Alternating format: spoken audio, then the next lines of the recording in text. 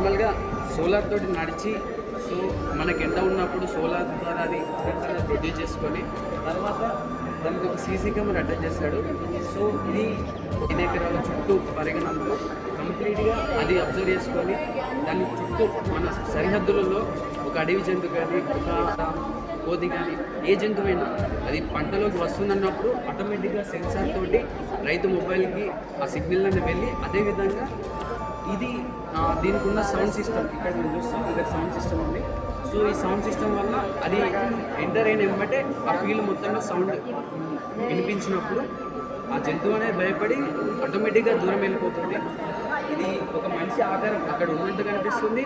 అదేవిధంగా ఒక మనిషి అక్కడ లేకుండా మనిషి చేయాల్సిన పని చాలా సింపుల్గా ఇది ఇన్నోవేషన్ ఉంది. ఇది తయారు చేసిన విద్యార్థులు మనం మాట్లాడదాం. స్మార్ట్ మ్యూజిక్ అసలు దీనికి కాస్ట్ ఎంత అవుతుంది, దీని ఫీల్డ్లో అరేంజ్ చేయడానికి ఏ విధంగా యూజ్ అవుతుంది చూద్దాం. సో అతనితో మాట్లాడదాం.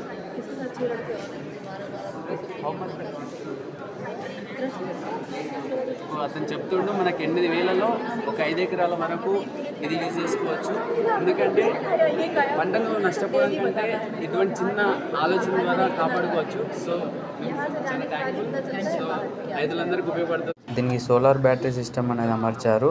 మరి దీని గురించి మీకు ఏమనిపించిందో కామెంట్లో చెప్పండి. థ్యాంక్ యూ అందరికీ.